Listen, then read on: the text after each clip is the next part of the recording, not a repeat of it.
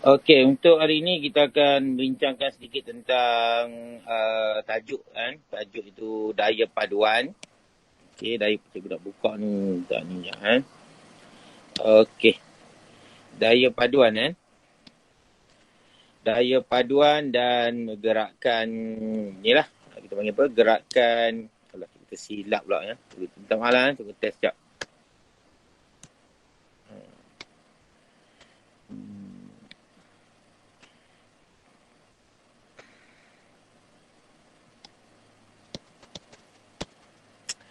Okey, daya paduan dan gerakan objek dengan sama kan. Ni. Okey, pertama sekali kita cerita sikit tentang sistem kan. Daya paduan yang cikgu ceritakan minggu lepas. Itu gerakan pertama lah yang melibatkan keseimbangan daya kan. Keseimbangan daya. Itu dia merujuk pada jasad yang rehat ataupun jasad pegun lah. Jasad pegun. Tutup sikit dulu kan. Tutup lain lah. Dan okey. Minta maaf lah cikgu tak ni kan. Okey, tengok betul.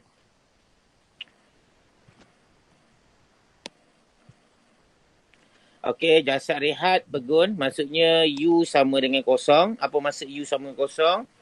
U sama kosong maksudnya halaju awal dia sama kosong. Halaju akhir pun sama dengan kosong kan. Okey, jadi U dengan V sama dengan kosong. Jadi U dan V sama dengan kosong. Halaju awal kosong. Halaju akhir pun kosong. Jadi kita kata U sama dengan V. Ini merujuk pada keadaan rehat ataupun pegun. So, kamu boleh faham kan. Okey, untuk satu situasi yang kedua itu kita panggil halaju seragam. Ataupun kita kata halaju sama, halaju sekata. Semua boleh lah kan. Jadi dalam kes ini, U sama dengan V juga. Sebab halaju itu sama. Halaju awal sama, halaju akhir pun sama. Jadi dikatakan sebagai halaju seragam. Bila halaju seragam, U sama dengan V, tetapi tak sama dengan kosong. Sebab apa U dengan V ni ada nilai. Tak seperti dalam rehat ni lah. Rehat ni U kosong, V kosong. Ni satu keadaan lah. Keadaan kita panggil sebagai keseimbangan daya kan. Okey, jadi ada dua syarat untuk keseimbangan daya. Pertama sekali ialah keadaan rehat. Kamu boleh hafal pun tak apalah. Ingat boleh hafal kan. Halaju seragam. Jadi kenapa? Sebab U sama dengan V. Bila U sama dengan V, kita gantikan dalam formula A sama dengan V tolak U over T. Digantikan dalam formula ni. Kita dapati bahawa A itu sama dengan kosong. Betul kan? A itu sama dengan kosong. Sebab apa? U sama dengan V, nilai yang sama. Bila tolak, akan dapat A sama dengan kosong.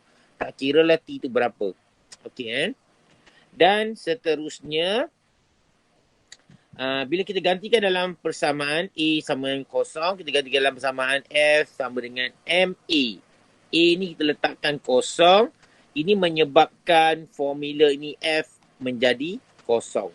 Jadi F menjadi kosong ni, F ni bermaksud daya paduan. F ni maksud daya paduan. Apabila daya paduan sama dengan kosong, ataupun kita panggil daya bersih sama dengan kosong, maka telah berlaku keseimbangan daya. Cikgu dah masuk dua sekali lah. Keseimbangan daya dengan leraian daya lah. Kamu boleh tengok ya.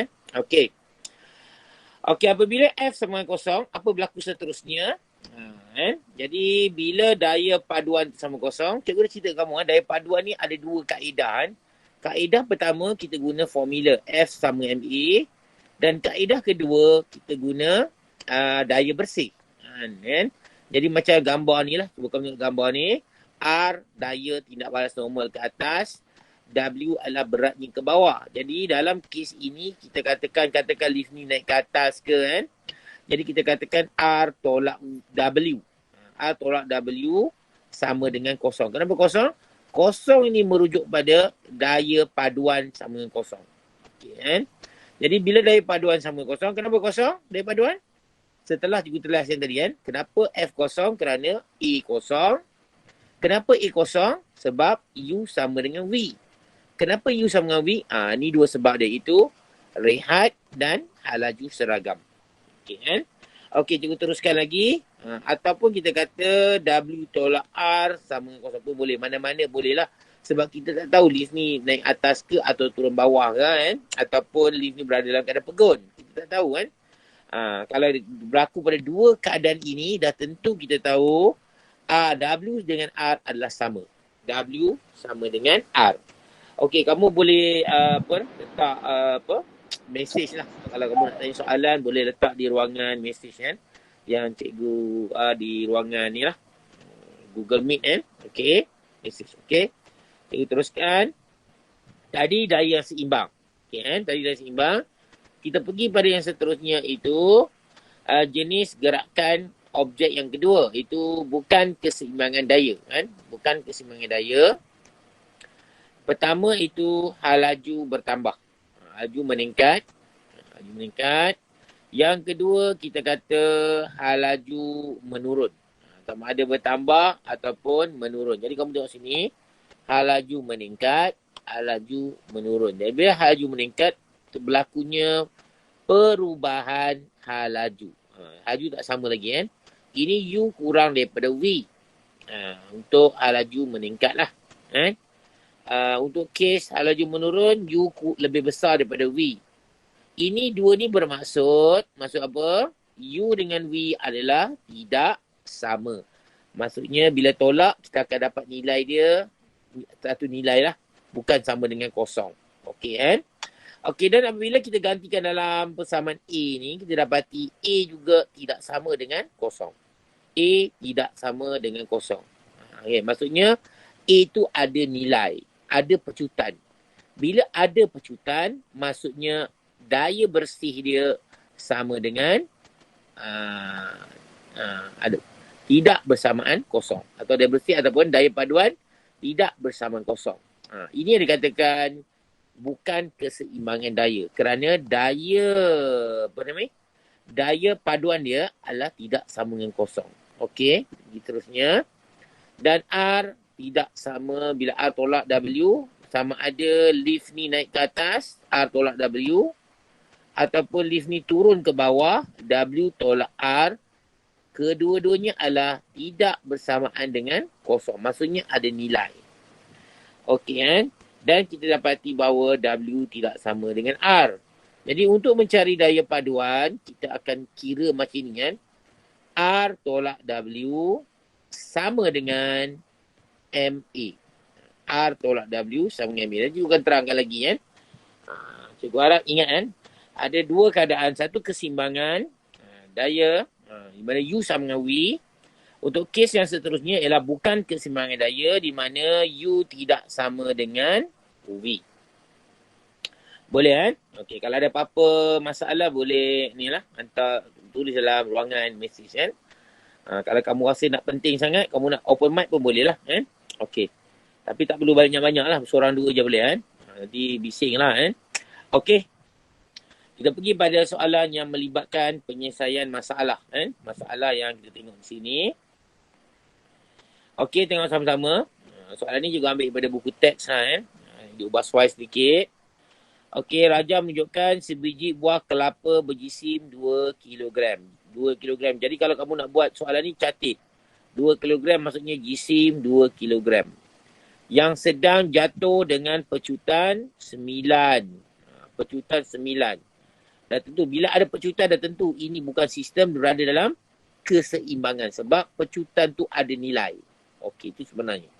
Okey, soalan seterusnya kata. Lakarkan gambar raja objek bebas bagi buah kelapa tersebut. Cikgu dah terlukis dah ni kan. Ni daya apa? Ni daya apa? Lakarkan. Raja objek bebas ni. Jadi dah tentu yang bawah ni adalah berat. Yang atas ni merujuk kepada apa? Merujuk kepada cikgu ni rintangan udara. Dengan buat 13 normal pula.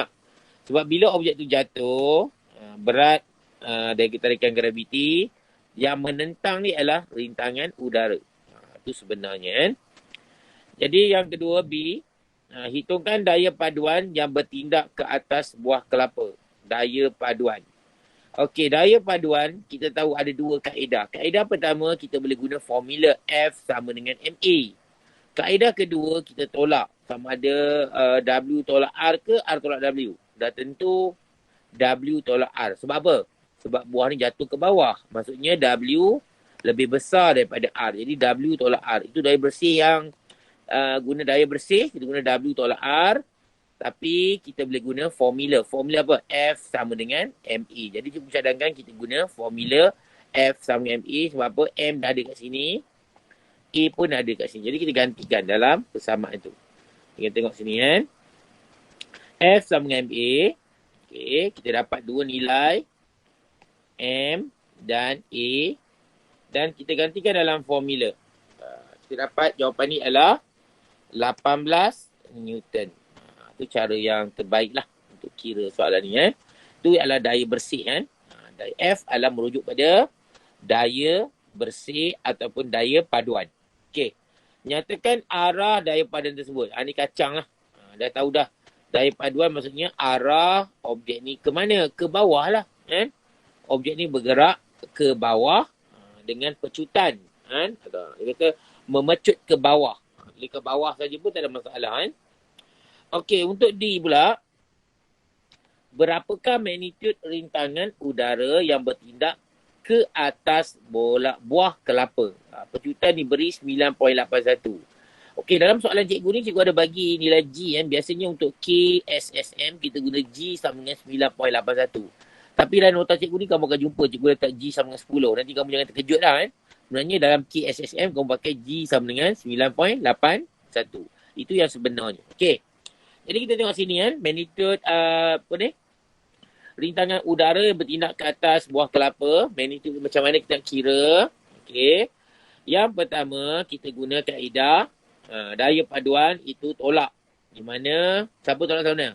W dengan R, mana besar? Kita kata W besar. Kenapa apa? Buah kelapa turun ke bawah. Jadi kita katakan W tolak R.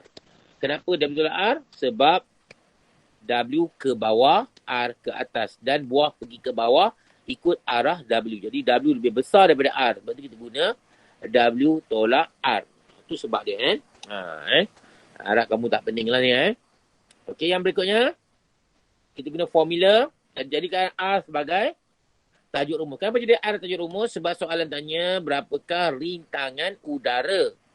R ni rintangan udara lah kan. W kita kena cari kan. Tolak F. F adalah daya paduan yang kita dah tahu. Iaitu 18. Kan? Iaitu 18. Jadi kita gantikan dalam persamaan. Itu W sama dengan MG. MG kan. Jadi 2 darab dengan 2 ni mana datang? Datang daripada jisim kan.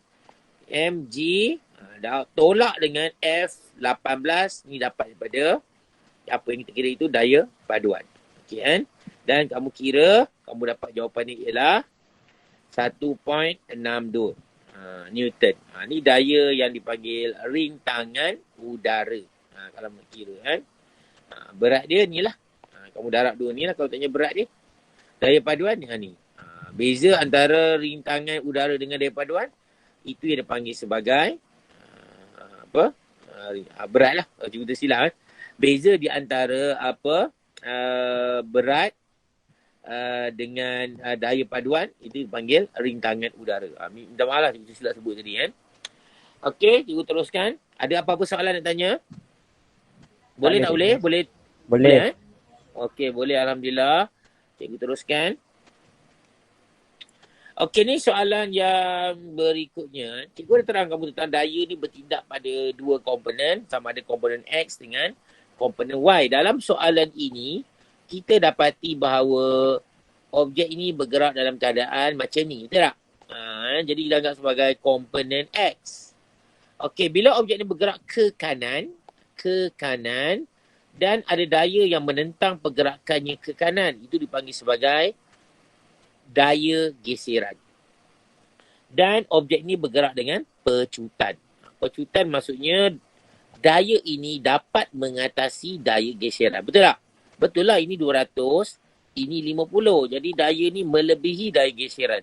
Bila lebih ni, maka berlakulah pecutan. Okey, dia kata jisim berapa? Jatuh peti berjisim M. Jisim ni beri M bagi. Okey, daya 200 Newton. Dan ni memang ada bagi gambar dah. Daya geseran 50 Newton adalah gambar berapakah pecutan besi itu. Jadi kita tahu kan peti besi tu kan. Jadi kita tengok sini kan. Kita boleh kira kan. Kira apa? Kita boleh mengira daya paduan ada dua kaedah. Kaedah pertama, kita ketik data dulu, M, F, G. Ini geseran. Okay. Dan daya paduan ada dua kaedah kita kira. Pertama, kita menggunakan daya bersih. Daya bersih itu ialah apa tu? 200 dengan 50. Jadi kamu tolaklah. Kan? Ataupun formula F sama dengan MA. Okey, daya bersih 200 tolak 50. Jadi kamu dapat 150. Okey. Okey, dan juga formula yang kita guna iaitu MA. A kita nak cari dan kita boleh gabungkan kedua iaitu daya bersih ialah 150 sama dengan MA 50 darab A. Okey, selesaikan ni.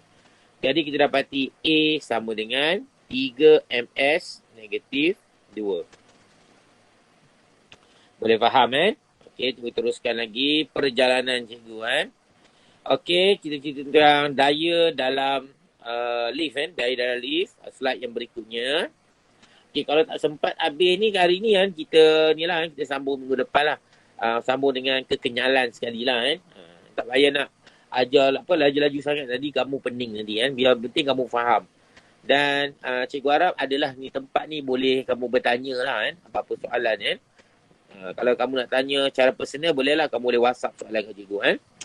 Okey, yang pertama kita panggil R ataupun tidak balas normal ataupun kita kata bacaan penimbang. Kan? R tu merujuk pada bacaan reading. Bacaan penimbang kan. Dan berat dah tentu W sama dengan mg. Okey. Okey, dia dua keadaan je kita lihat. Keadaan pegun dan keadaan hal laju seragam. Ini cikgu dah cerita tadi. Di mana dua keadaan ini merujuk pada keseimbangan daya. Diterangkan. Daya paduan sama dengan kosong. Sebab berlakunya keseimbangan daya. Ataupun daya seimbang. Dan sekiranya R tolak W. Maksudnya lift ni naik ke atas. Tetap sama dengan kosong. Kenapa kosong? Sebab daya paduan sama dengan kosong. Ini daya paduan. Ini daya bersih kan. Daya bersih sama dengan kosong. Dan daya seimbang. Itu kamu tengok sini. Jadi R sama dengan mg. Daripada sini kamu terbitkan jadi R sama dengan mg. Maksudnya mg ni kamu bawa ke sana. Jadi R sama dengan mg. Jadi kita kesimpulan apa? Bacaan penimbang sama dengan bacaan bacaan berat budak perempuan tu. Kan? Jadi bila lift ni naik dengan hal laju seragam, kamu dapati timbangan kamu adalah sama dengan timbangan timbangan lift dalam keadaan pegun. Sama je. Jadi kena faham benda ni Okey. Okey, jom teruskan boleh ni cerita tadi lah. Okey, bila dia berada dalam keadaan pecutan ke atas. Pecutan ke atas merujuk pada nilai R ni lebih daripada W. Sebab apa? Dia naik ke atas. Jadi kita kata daya bersih ni adalah R tolak W. Pecutan merujuk pada daya paduan bukan kosong. Maksudnya bukan dalam keseimbangan. Atau kita kata daya tidak seimbang. Okey kan? Dan kita kata R lebih besar daripada W. Sebab apa? Sebab dia pecut ke atas. Pecut ke atas kan? Dan kita teruskan lagi. Dan R tolak W sama dengan ME. Mana datang ME ni? ME ni adalah daya paduan yang kita kira menggunakan formula. Ini guna kaedah daya bersih. R tolak W. Ini adalah kaedah kita gunakan formula. Okay. Bila kamu dapati bacaannya R tolak mg. W tukar jadi mg. Dan kamu dapati R sama dengan MA tambah mg. Ke bawah pula turun. R sama dengan MA tambah mg. Maksudnya bila kamu bergerak ke atas, berat kamu telah bertambah dengan pecutan. Betul tak? Nak ingat senang macam ni kan. Bila kamu naik ke atas, berat kamu akan bertambah. Bila kamu turun ke bawah, berat kamu akan berkurang. Dengan syarat mesti ada pecutan. Boleh faham Itu perkataan dia. Okey. Yang seterusnya kiranya objek tu pecut ke bawah. Pecut ke bawah. Pecut ke bawah ni merujuk pada apa? Dia ke bawah lah. W melebihi R. Sebab ke bawah. Jadi daya paduan sama kosong dah saya cakap tadi dah. Daya tidak seimbang. Betul. Jadi W melebihi R. Sebab tu dia ke bawah.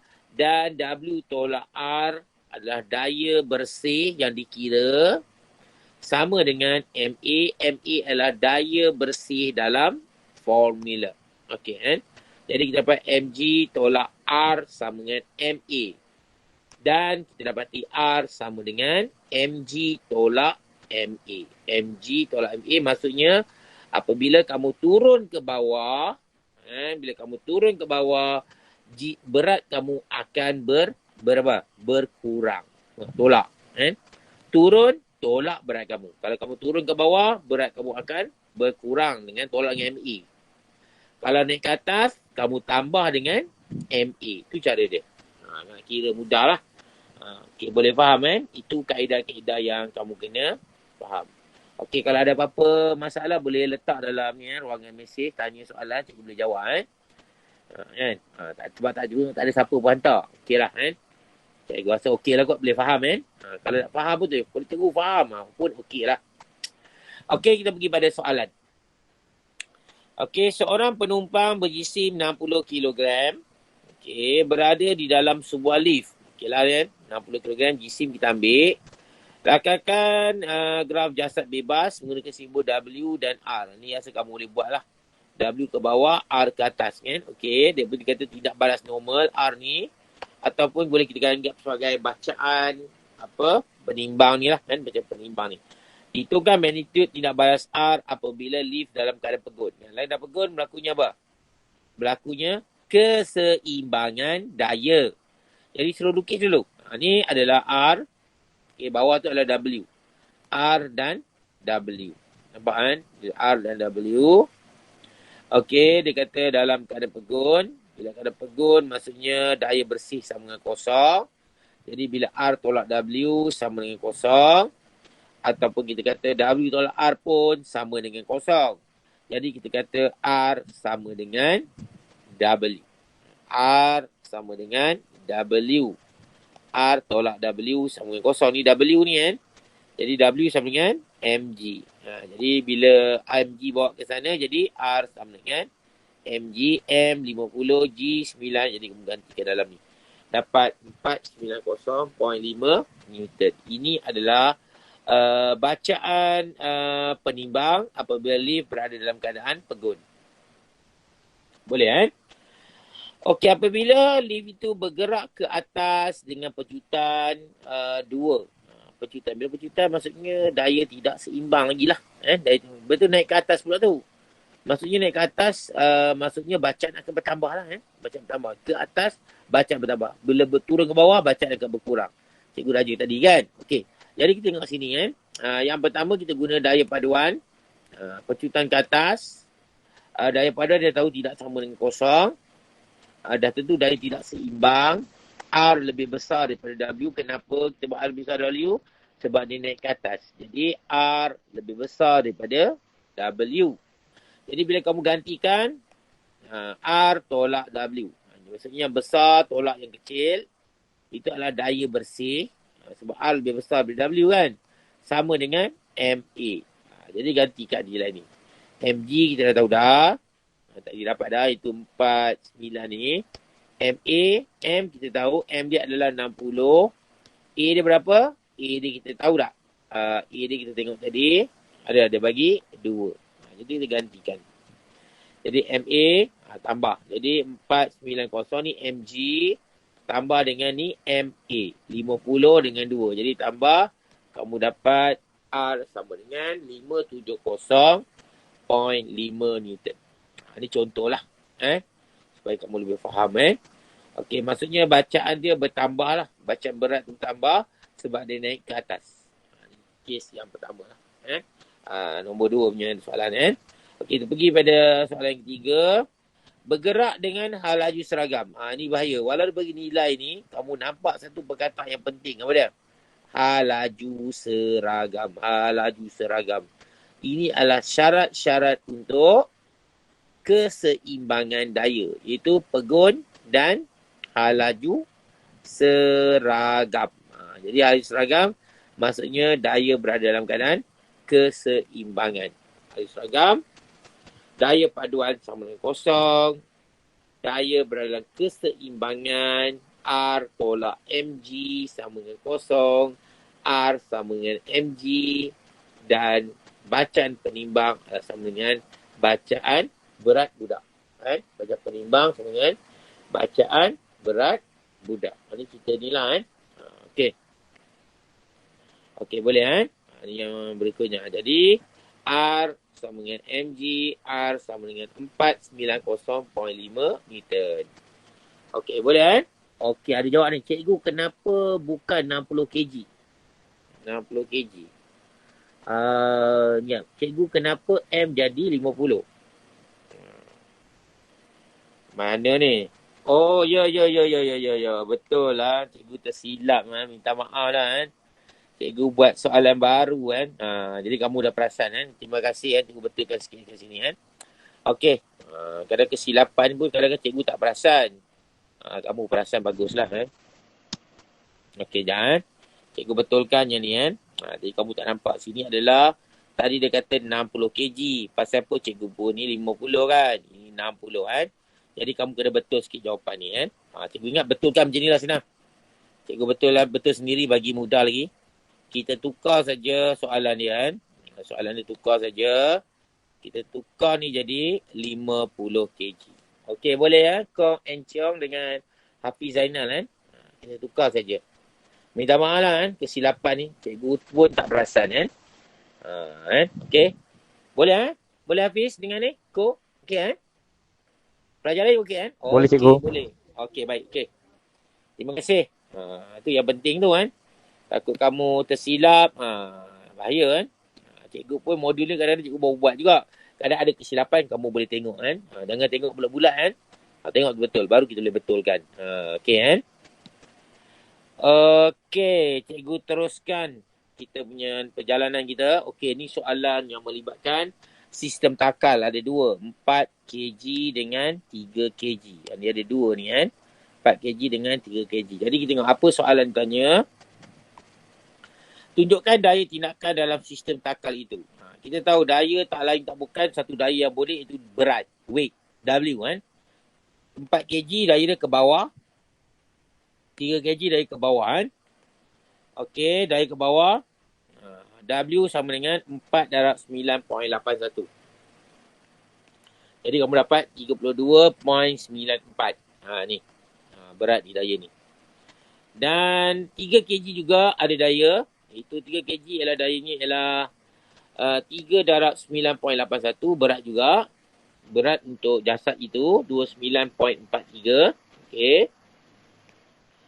Okey, dan bila di ke bawah ni ada daya yang bertindak ke atas. Ini panggil tegangan tali. Ini panggil tegangan tali. Okey, T.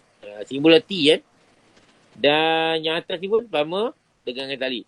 Sebab kedua-dua ni tali yang sama, jadi nilai T ni adalah sama. Sebab apa?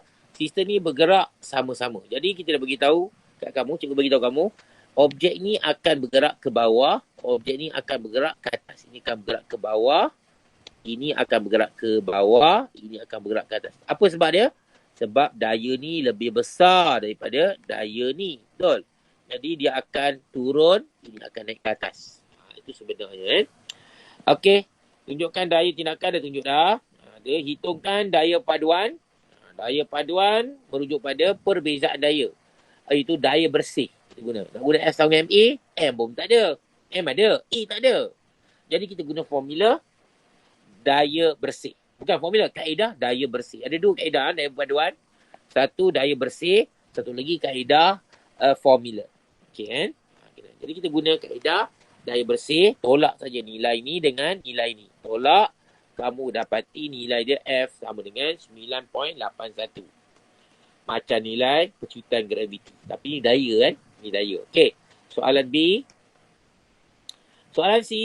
Hitungkan jisim yang bergerak. Cikgu dia cakap tadi yang bergerak ni adalah objek ini ke bawah, objek ini ke atas dengan satu pecutan yang sama. Kenapa cikgu merujuk pada pecutan? Sebab daya bersih dia tidak sama dengan kosong. Maka wujudnya pecutan. Okey kan? Jadi tengok sini.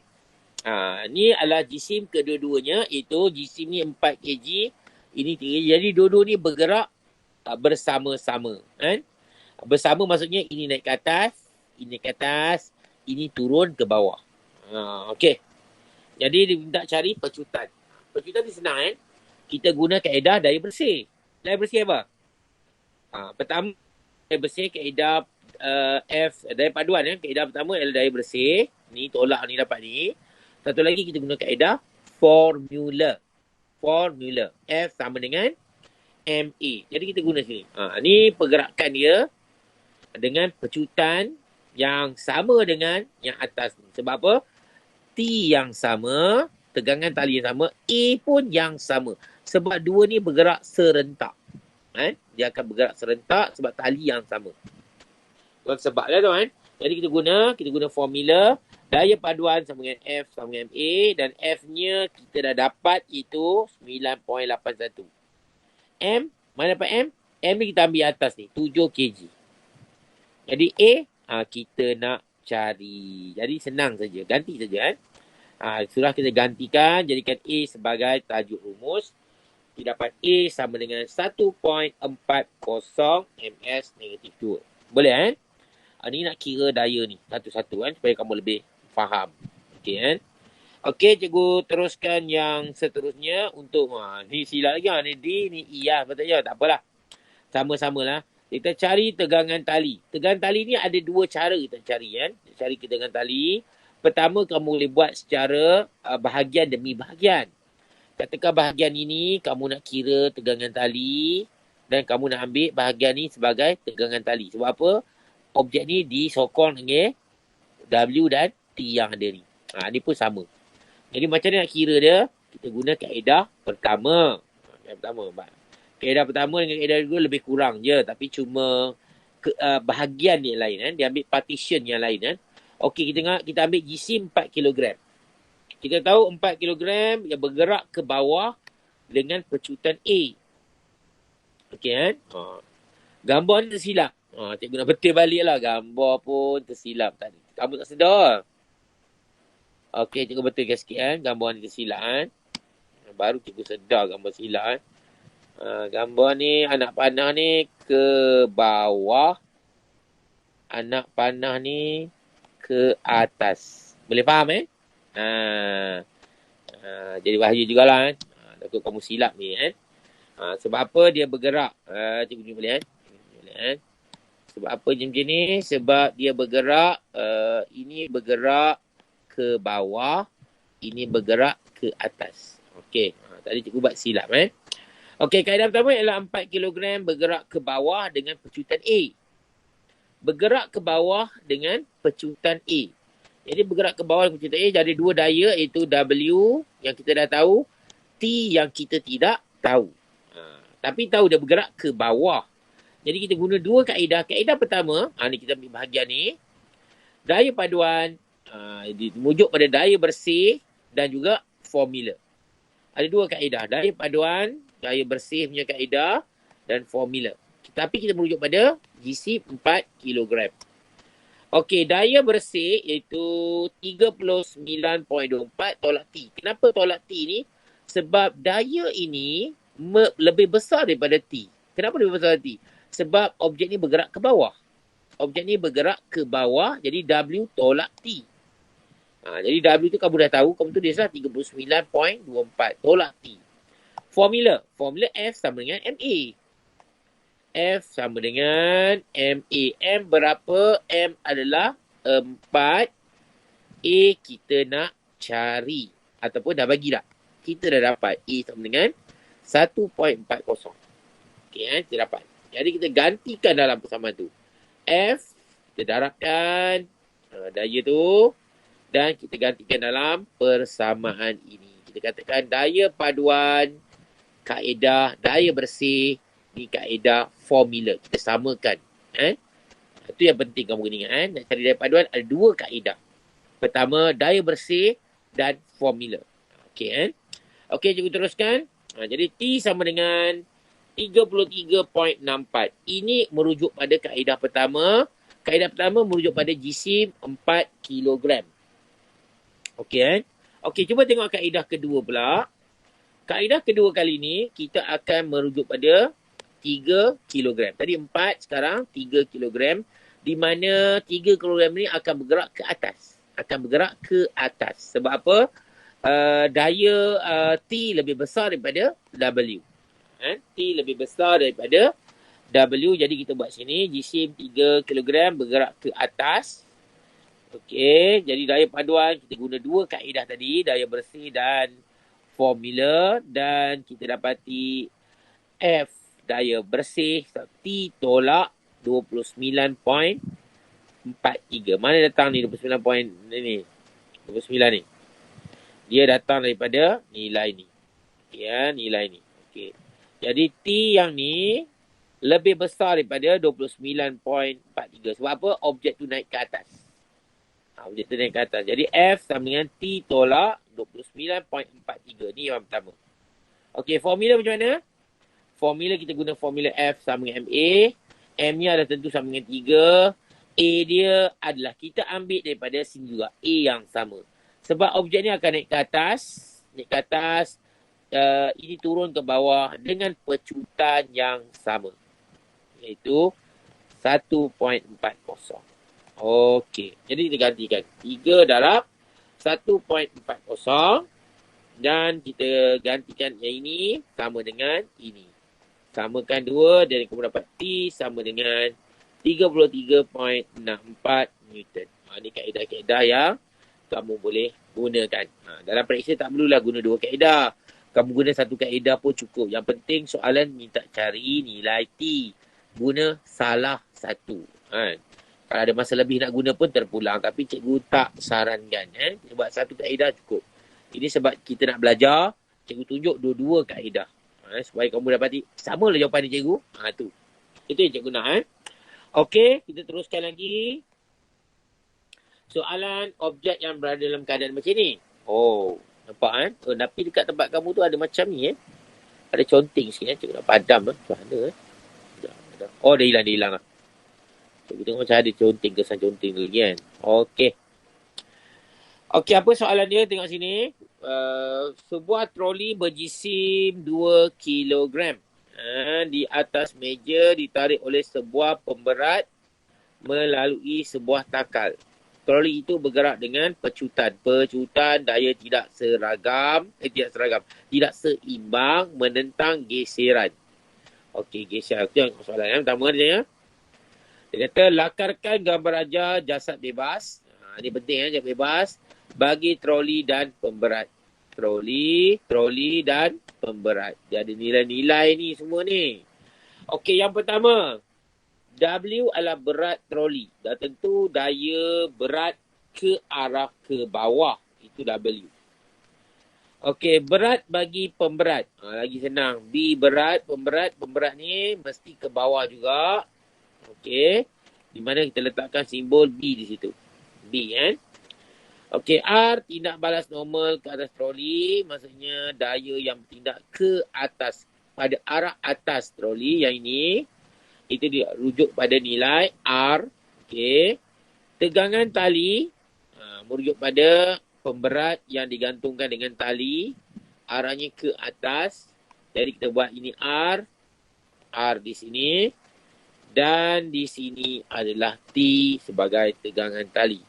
Okey, daya geseran yang menentang. Mana pula? Kita tahu daya geseran ni merujuk pada permukaan ni. Permukaan ni. Jadi dia bergerak ke kanan. Troli akan bergerak ke kanan. Daya geseran akan menentang. Dia akan bergerak ke kiri. Ni tegangan tali. Minta maaf lah tegangan tali. Ni tegangan tali ke sini. Ini pun tegangan tali ke sini. Itu tegangan tali. Arah tegangan tali. Okey, daya geseran ke sini. Kita letak sebagai nilai simbol dia apa? G. Itu dia. Daya-daya yang kita lukiskan. Okey, jom teruskan lagi kan. Harap kamu boleh faham kan. Okey. Dan boleh buat latihan banyak kali dan cikgu pun rakam video ni kamu boleh tengok lagi kan. Kan? Yang mana salah tu kamu betul balik lah kan. Cikgu dah betulkan tadi kan. Okey. Bandingkan berat troli W dengan R. W dengan R. Okey, biasanya dalam kes ini troli ni tak melompat keluar lah kan, ataupun tak pecahkan apa nama, berat troli ni tidak memecahkan permukaan meja ni lah. Troli berada dalam keadaan bergerakannya adalah pada paksi X. Jadi kita katakan troli ni berada dalam keseimbangan dalam bentuk apa? Vertikal ataupun menegak. Jadi kita katakan W sama dengan R. Untuk kes troli ni, yang atas dengan bawah ni. Boleh faham kan? Tapi untuk kes paksi X, mungkin berlainan sikit lah. Kan? Mungkin berlainan sikit. Okey. Jadi W sama dengan R. Dia kata hitungkan daya yang bertindak ke atas troli. Daya paduan yang bertindak ke atas troli. Okey, daya paduan ni kita boleh guna kaedah apa? Formula ataupun apa? Daya bersih. Kan? Okey, dalam kes ni kita tengok, kita guna formula. Sebab apa kita guna formula? Sebab jisim troli tu ada diberi. Dan pecutan troli tu pun diberi. Jadi kita tahu bahawa daya F sama dengan MA. Jadi kita darab saja. Ada dua kaedah. Kan? Kamu kena pilih kaedah mana sesuai. Kalau kaedah tu jisim dia tak beri, mungkin ada kaedah lain lah. Itu mungkin kaedah daya bersih. Okey. Itu kaedah dia. Okey. Kita pergi pada yang seterusnya. Okey, tengok sesama cikgu kan. Kita kata, ni lari sikit lah. Bila type, bila masuk dalam ni lari sikit. F sama dengan T tolak G. Kenapa T tolak G? Kita tahu sebab troli ni bergerak pada arah ke kanan. Bila ke kanan, kita menganggap bahawa T, tegangan tali yang ni lebih besar daripada Q. Okey kan? Itu sebenarnya. Okey, dia hilang pula ya. T tolak Q dan kita tengok kan. Soalan dia. Tapi soalan ni tak daya paduan. Sabar dulu. Kita dapat 10 Newton lah. Ini kaedah daya bersih. Ini kaedah formula. Hitungkan ketegangan benang yang menarik troli Q. Ketegangan benang yang menarik troli Q. Macam mana tegangan? Jadi kita guna dua ni. Daya bersih 10. Daya bersih T tolak G. Kita boleh guna kan. Di mana G kita dah tahu berapa. G adalah 4 Newton. Jadi kamu gantikan. F T tolak G. G sama dengan 4 Newton. Jadi kita dapat situ lah. Pasal tak nampak ni. Kadang-kadang tu lah. Dia sangkut kan. Ni daya lah. 10 Newton tengok kan. Maksudnya daya F ni sama dengan 10 Newton tengok. Okey. F sama dengan 10 Newton. T tolak G. G 4. Ini F. Ini T. Ini G. Jadi kita jadikan T. T sama dengan 14 Newton. Itu kaedah dia kan. Okey kan. Cikgu harap kesilapan ni tak kamu pening kan. Boleh buat kan? Boleh kan? Kamu boleh tulis dekat ruang mesej. Okey tak okey? Boleh kan? Okey. Boleh kan? Okey. Cikgu teruskan lagi kan. Okey, ada jawab kan. Okey. Kita pergi pada berapakah jisim bagi pemberat M? Dia bagi pecutan graviti G sama dengan 9.81. Dia kata berapakah jisim pemberat M. Dia tak bagi tahu jisim pemberat ni berapa. Tapi kita tahu pemberat ni turun ke bawah. Di mana daya B lebih besar daripada T. Sebab dia turun ke bawah. Dengan pecutan yang sama. Berapa pecutan tadi? Pecutan ialah 5. Itu kita tahu. Okey, tengok yang pertama. Daya paduan. Kita guna kaedah daya bersih. B tolak T. Sebab kita tahu dia turun ke bawah. Okey. Di mana B kita nak cari. Betul tak? B nak cari. T kita dah tahu yang ni. 14. Okey kan? Okey, yang kedua kita guna kaedah formula. Daya paduan sama dengan MA. Okey, di mana ni B tolak 14. B tolak T. B tolak 14. Okey. MA. M lah. Jisim. Jisim pemberat yang kita tak tahu tu. Okey. 5 A yang kita dapat daripada pecutan ni. Ingat kan? Objek ni bergerak ke kanan, troli bergerak ke kanan, pemberat bergerak ke bawah dengan pecutan yang sama iaitu 5 ms negatif 2. Okey. Jadi kita dapat 2 dah kaedah sekarang ni. B tolak 14. Okey, B berat kita guna formula apa? Tengok kan? B sama dengan mg. M jisim pemberat. G dah tentu 9.81. Jadi kamu gantikan, kamu dapat M 9.81 iaitu 9.81 M yang kamu gantikan di sini tolak dengan 14. Tolak dengan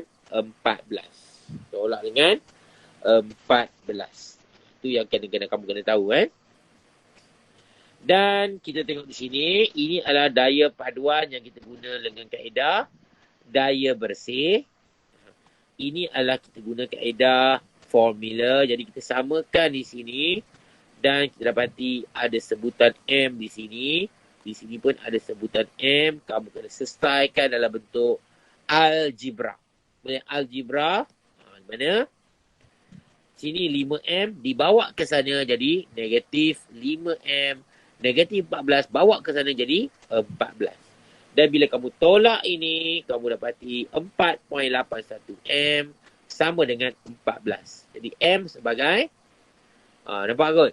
2.910 kilogram. Ini kaedah-kaedah yang kamu boleh kira. Sebenarnya tak susah sangat ni kalau kamu tengok betul. Boleh Juga rasa boleh lah Okey, kalau ada apa-apa soalan, ada cikgu buat kesilapan, kau boleh tulis juga lah Macam tadi soalan tadi 60 kg, cikgu tukar 50 kg. Jadi kena jaga-jagalah. Okey. Okey, kita pergi pada soalan yang mudah ni. Cikgu rasa kamu pun boleh jawab. Okey, tentukan magnitude dan arah paduan dalam keadaan berikut. Ini 9 Newton ke kanan, 17 Newton ke kanan, ini 11 Newton. Jadi kita nak kira macam mana, nak kira dia daya kanan, kita akan tambahkan 2 ni. Daya bersih. Daya kiri adalah 11 Newton, satu saja daya. Dan daya bersih adalah, tengok berapa nilai dia. Belajar sikit Itu 26 tolak dengan 11, 15 Newton ke kanan. Kenapa ke kanan? Sebab daya ke kanan lebih besar daripada daya ke kiri. Itu sebenarnya. Okey, begitu juga dengan keadaan ni. Daya ke atas 5 tambah 2 arah yang sama. Daya ke bawah 13 Newton dan bila kita tambah, tengok kita bandingkan dua daya ni, kita dapati daya ke bawah lebih besar daripada yang di atas. Jadi kita boleh tolak 13 tolak 7 sama dengan 6 Newton ke bawah. Itu masih cikgu boleh Okey, cikgu teruskan lagi untuk kegiatan ni. Soalan berikutnya. Contoh bola bola yang berada dalam keadaan daya ke atas, ini daya ke bawah. Daya ke kanan. Ini ke atas, ini ke kanan.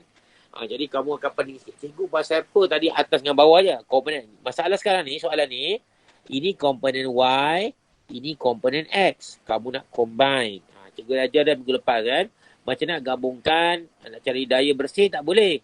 Kita guna kaedah teorem Pythagoras pun boleh, kaedah segitiga ataupun kaedah skala Okey, tengok Raja menunjukkan daya-daya bertindak ke atas biji bola yang ditendang serentak oleh dua pemain. Mungkin pemain ni tendang ke atas, pemain ni tendang ke sini. Ada dua tendangan yang kita tengok. Jadi apa jadi pada bola ni? Okey, lakarkan gambar Raja daya menunjukkan daya 240 Newton dan daya 180 Newton. Tunjuk, lakarkan. Jadi nak lukiskan daya, kita kena buat dua daya. Supaya kita nak mendapatkan apa? Segi 4 selari. Kita dapat segi 4 selari. Jadi kita buatlah. Daya dalam bentuk segi 4 selari. Ataupun segi 4 sama dalam kes ni. Segi 4 sama. Dan kita dapati dekat sini adalah. Okey, sama 180. Okey, tak ada Okey. Okey, tak ada. Okey, 240. Kita dapati di sini, kalau kita mula di sini, kita akan bergerak ke kanan, ke atas. Di sini adalah pengakhiran kita. Sini mula, sini akhir. Ataupun kamu naik ke atas dan kamu ke kanan, kamu jumpa di sini. Ataupun kamu lebih mudah, ataupun shortcut daripada sini terus ke tempat tujuan tu. Ini yang panggil daya paduan. Ini adalah lukisan panggil parallelogram ataupun segi empat selari. Kan? Kita boleh berlukis. Kan? Pastikan arah dia sama lah kalau kamu lukis. Kan? Okey, ini cara lukis dia. Boleh kamu lukislah bentuk ni lah. Ini 240. Sepatutnya ni 180. Atau lukislah bentuk macam ni pun tak ada masalah.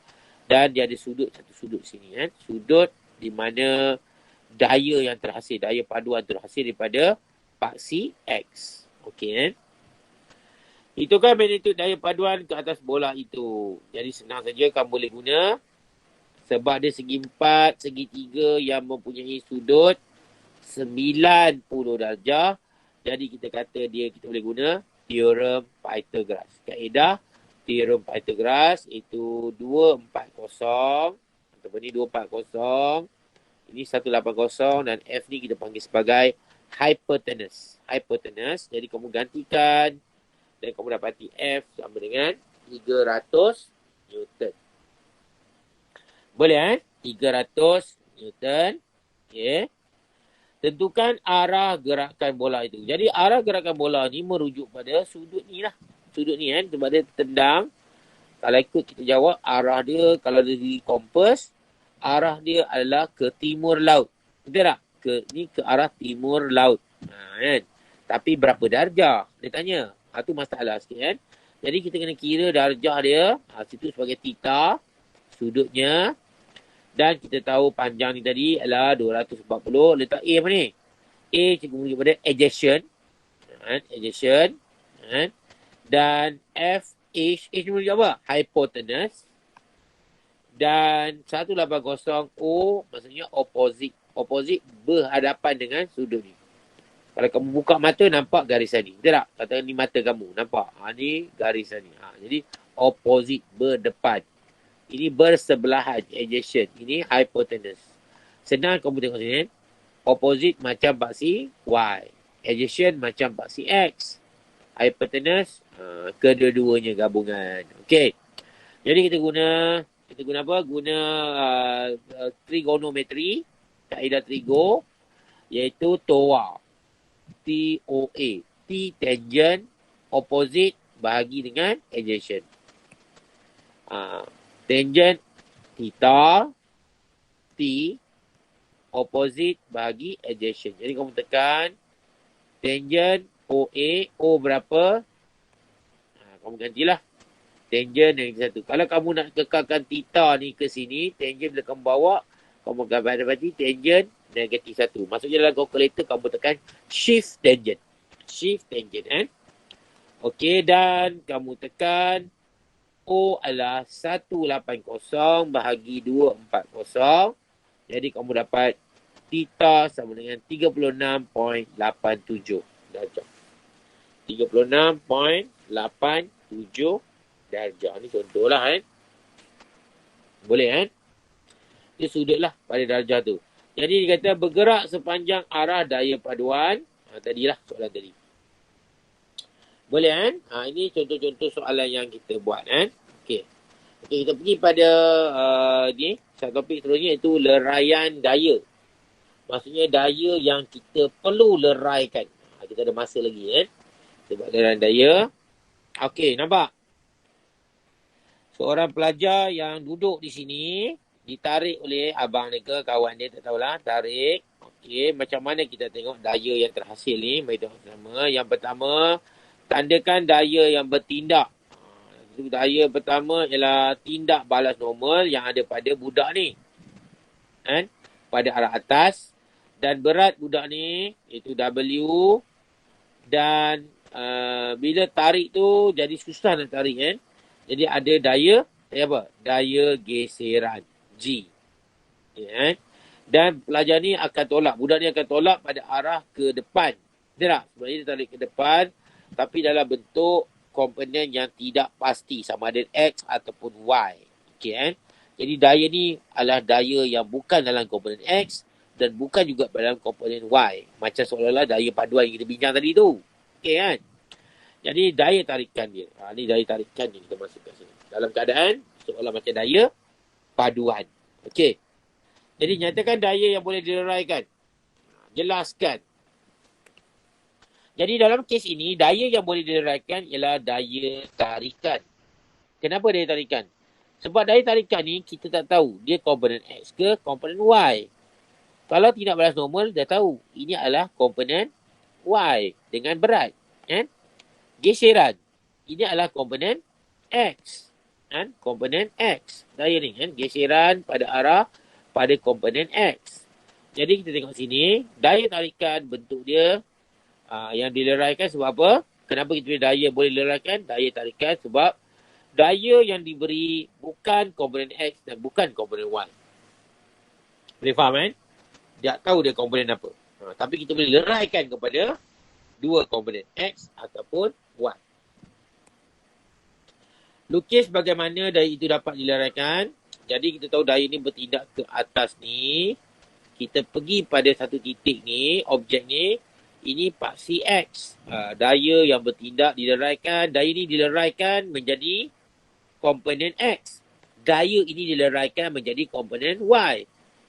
Tapi dan dua komponen ini bergabung akan menghasilkan daya paduan. Itu maksud dia kan. Itu yang sebenarnya kita tengok. Jadi tengok sini. Jadi komponen. Ini maksudnya jumlah daya pada paksi Y. Iaitu F sama dengan sin theta. Okey. Kalau kamu tak tahu senang. Cikgu ada satu tips yang kamu tengok kan. Okey. Kalau daya ni kamu nak. Kamu tengok dulu kan. Cikgu terangkan. Okey. Untuk Fx. Dia panggil cos theta. Macam mana nak tahu sin dengan cos ni? Nanti cikgu akan terangkan lebih detail ke kamu. Macam mana nak tahu. F ni sin theta. F ni cos theta. Kalau kamu nak tahu cara trigo pun boleh. Maksudnya boleh jawab jugalah kan. Okey. Okey, cara mengira leraian daya trigonometri guna kaedah trigo. Ni kaedah yang kita guna. Okey, kita buat segitiga ada, segitiga ABC, segitiga ABC yang atas. Lepas tu segitiga ADC ataupun ACD kan. Tengok sini kan. Jadi kita berdasarkan segitiga ACD, segitiga ni. Jadi apa kita dapat? Kita guna cos lah. Cos theta sama dengan Fx per F. Fx yang panjang ni per F. Cos kan. Cos Fx per. Cos ni kita panggil cah. Cah. C-A-H. A adjacent. Adjacent bahagi dengan hypotenuse. Okey, jadi bila kamu susun ni, kamu jadikan Fx sebagai tajuk rumus, kamu akan dapat macam ni. Yang ni. Kamu dapat F cos theta. Bila kamu jadikan sebagai tajuk rumus. Fx sebagai tajuk rumus. Okey. Fx sama dengan F cos theta. Ini kaedah yang pertama lah. Okey. Kaedah trigo. Nanti aku akan terang kaedah lain pula. Okey, untuk kaedah yang seterusnya nak cari Fy ni. Kita tengok ulang. Kita letak sudutnya di sini, theta ni. Tadi theta sini, sini. Kamu ingat segitiga kan, kita belajar dalam ni. Dalam macam mana tulis sudut, macam Z. Huruf Z nampak kan? Z, sudut ni sama dengan sudut ni. Itu sebenarnya. Okey, untuk segitiga ABC pula, kita dapati sin theta sama dengan Fy per F. Sin adalah so maksudnya sin theta O opposite hypotenuse. Opposite so. Tadi ni cah. Ni cah. Ini so. Ini tadi tu toa. Tangent toa. Okey. Jadi Fy. Mana Fy? Ini Fy bahagi dengan ni. Jadi bila kamu katakan kamu buka je sini. Ini adalah.